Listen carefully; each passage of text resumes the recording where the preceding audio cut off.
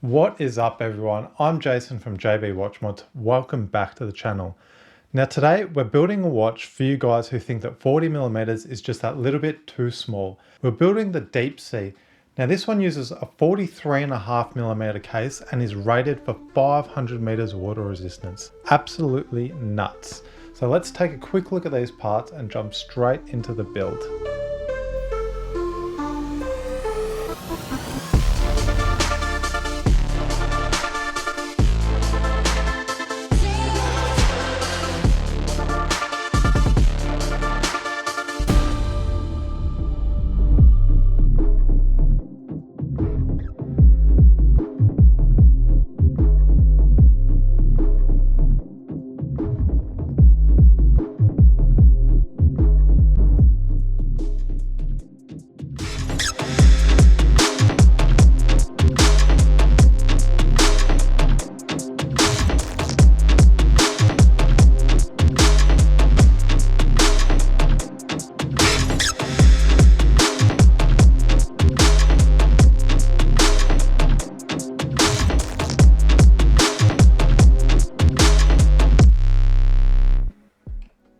Alright guys, so let's jump into this build.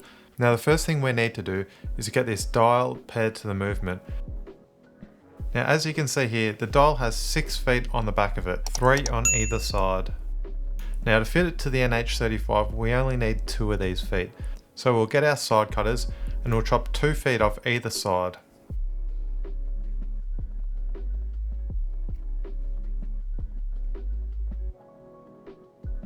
Once we cut those feet off, we'll get a little file and just file down the little nubs that are left on the dial so the back of the dial is nice and flat and will mount onto the NH35 nice and flush. Now if you don't have a file, what I used to do is use the knurling on my screwdriver to just gently grind down those little nubs. It takes a little bit longer, but it's definitely possible if you don't have a file. If you don't file these little stubs down, it can leave high spots on your dial when you mount it to the movement. Now that can create issues with your hand clearances later down the track.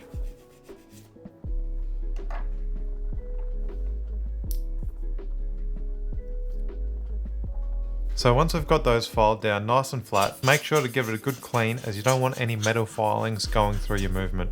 So I just get my air blower, give it a good blow down, and use the rotoco just to pick up any small pieces of metal that I may have missed with the air blower.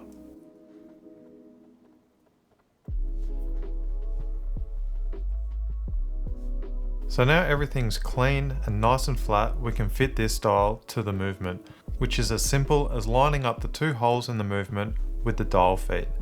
Now the easiest way to do that is by lining up that date window with the crown stem in the movement. That way you'll know the alignment will be spot on. And again with the rotoco, just dabbing it on the dial just to pick up any small bits of debris. Just always cleaning as we go.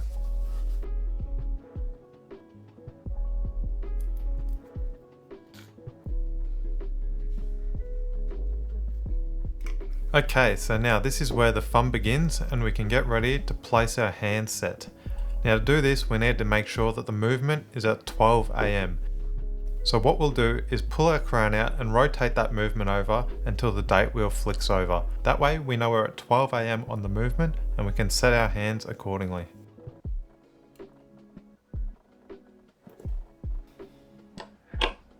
Now obviously our first hand up is our hour hand. Now the best way I've found to hold the hands while setting them is to use rotoco. So what I do is roll the rotoco up into a cone shape and just stick the hand into the end of that rotoco. This allows me to hold the hands without marking them in any way.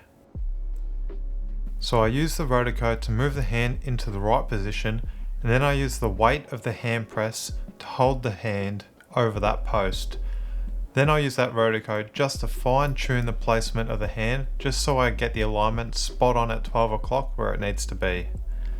Then I press down with the hand press to lock that into place. So once I've got the hand pressed down, what I'll do is take the movement back out of the press and just rotate that movement twice, checking for clearances between the hands and the indices, just making sure that nothing fouls. Once we know that our hand is sitting nice and flush and doesn't fail on any indices, we can go ahead and fit the minute hand. So it's the same process for fitting the minute hand, just using that rotoco to hold the hand and then fine tune the placement once it's under the hand press. And this view does a great job of showing why you need the correct size tip when you're pressing the hands on. It prevents you from over pressing that hand, and it ensures that you press the hand down flush to the top of the post. Once we get that hand pressed on, we do the same thing and check our clearances, making sure that the hour hand clears the minute hand. At this stage, I also rotate the movement over twice so that date wheel clicks over, just to double check that our hands are lining back up at 12 o'clock and the date changes at the correct time. Once we're happy with our clearances and our date changing, we can go ahead and fit our second hand.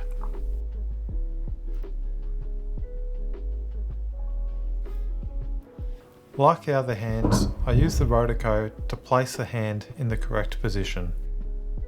Now, unlike the hour and minute hands, it doesn't matter where you set the second hand.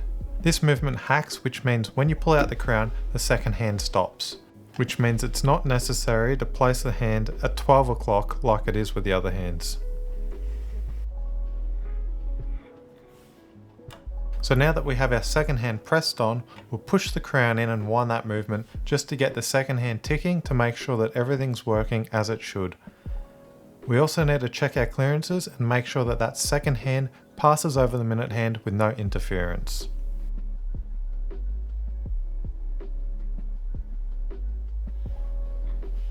So just one final check, just winding the movement over, making sure that all the hands clear each other and there are no issues. I find that this is one of the most common mistakes that people make when they start out building their own watches.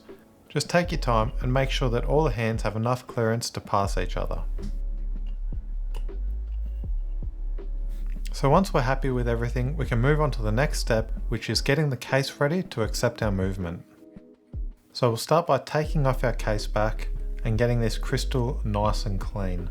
Now, one of the cool things about this case is that it's got a double O-ring case back, which is quite unique and something that most of your regular 40mm cases do not have. So as usual, we'll clean our crystal by getting our air blower and our lens pen. Just take your time at this step, give it a good blow down to get any debris out, and then use your lens pen just lightly just to go over that crystal to make sure there's no smudges or any fingerprints. The last thing you need is finding a fingerprint under the crystal once you've completed your watch. Now I will say that this 43.5mm case is probably one of the best quality cases that I've used from AliExpress. It's just a really sturdy case, everything feels really nice, it's got a really good quality sapphire crystal, the bezel's nice and tight, and the bracelets are good quality. So if you're looking for good value for money, I think that this is one of the best cases you can buy on AliExpress. Now they do claim that it's water resistant to 500 meters, which I'm not sure about as my pressure tester only goes to 6 bar, but it does feel very solid and seems like a great quality case. And it seems like it could withstand a lot more pressure than the regular 40mm cases.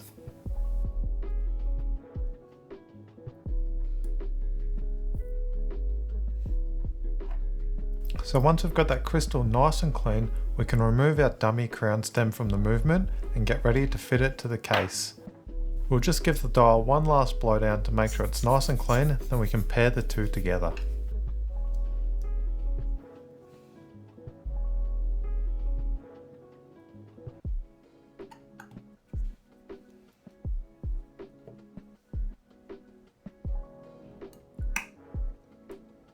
Once we've got that movement fitted into the case nice and firmly, I'll just rotate it slightly just to make sure that that crown tube is lined up with the crown hole in the movement. This case actually has a small locator built into the crown tube to make sure that you get that alignment spot on every time.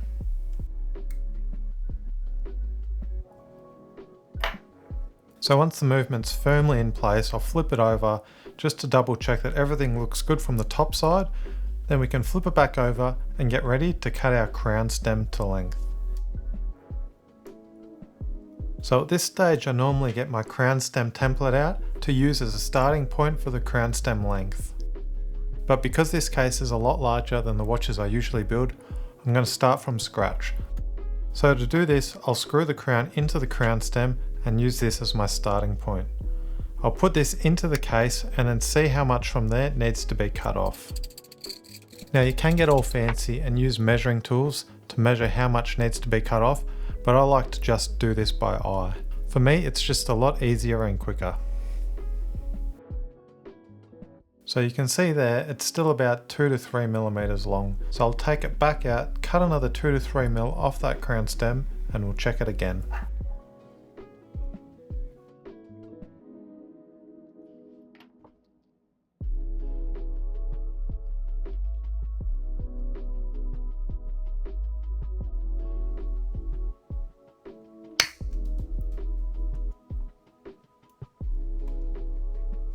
I also like to use a file just to clean up any sharp edges that may be left on the crown stem from cutting it with the side cutters. This can just avoid any damage that you may cause to the threads inside the crown. So when I'm checking that crown stem length, I'm checking to make sure that I can pull the crown out to all positions and that I can push the crown back into all positions, that I can wind the movement of the watch without it catching the threads on the crown, and that when I screw the crown down, it screws all the way flush to the case. Like it does here. So now that I know the crown stem is cut to the perfect length, I'll take it back out and add some Loctite to the threads just to make sure that that crown doesn't unwind unintentionally. I also try to file in a small taper on the end of that crown stem, as this can also prevent the crown from coming loose.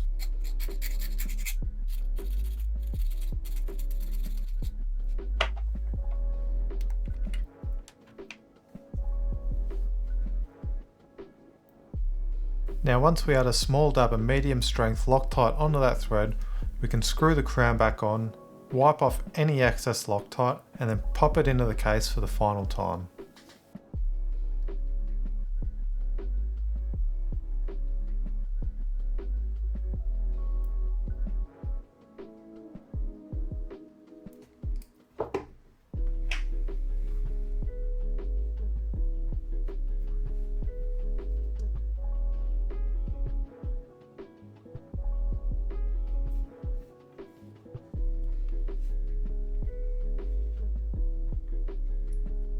And once I do place it in for the final time, I like to give it all one last check just to make sure that nothing's changed and that everything is still working as it should.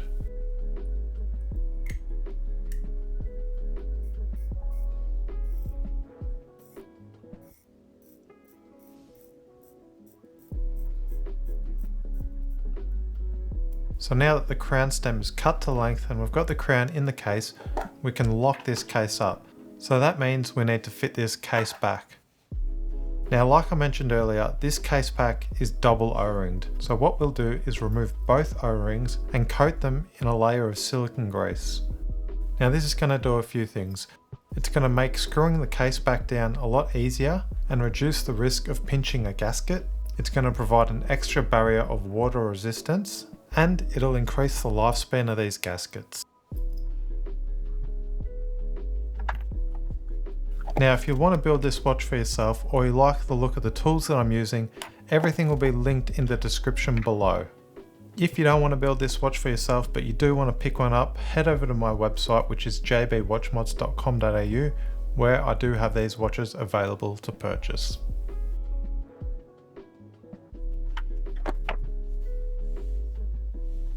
So now that we're all lubed up, we can get this case back on and lock up this case. So first I'll just screw it down by hand before getting my case back tool and locking it up nice and tightly.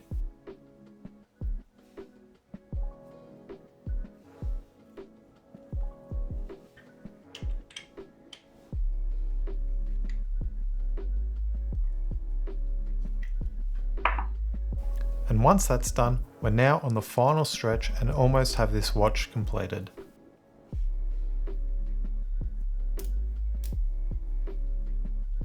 So next step is to put this bezel insert in. Now this is a really nice ceramic bezel insert which is also loomed as well. So the case has double-sided tape pre-fitted to the bezel, which makes it nice and easy to fit this bezel insert.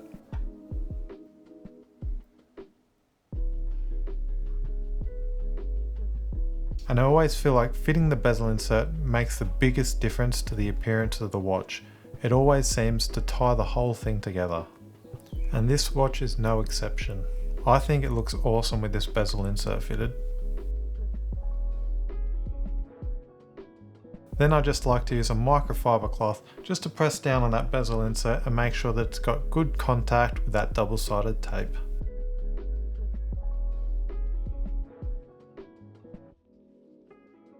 And so far I think this watch is looking absolutely stunning. I think it's such an underrated watch, and that may be due to its size, but it really is gorgeous. So our last step in finishing this watch off is fitting the bracelet. Now, like everything on this watch, the bracelet is really nice quality. It's got a beautiful milled clasp and solid end links. Now, to adjust this bracelet, it has pins which need to be pushed in and out in order to remove links. Now, on the back of the bracelet, it's got these small little engravings showing you which way the pins need to be pushed in order to remove them and remove the links.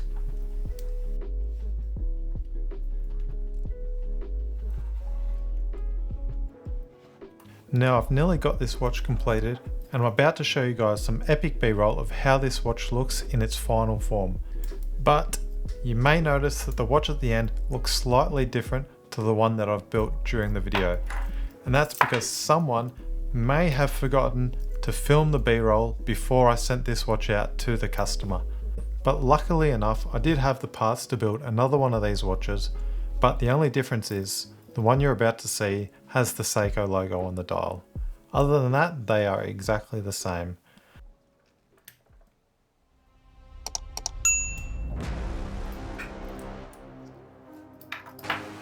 So now that we've got the watch completed, and I've confessed my little mistake, let's take a look and see how this thing really looks.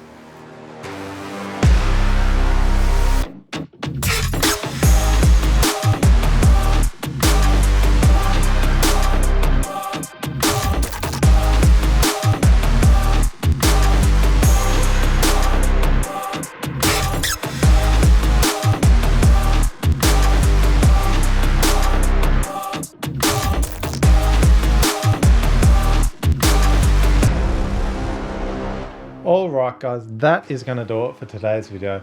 Let me know in the comments below what you thought of today's build. Would you rock a watch this big? It's an absolute beast, but I think I love it.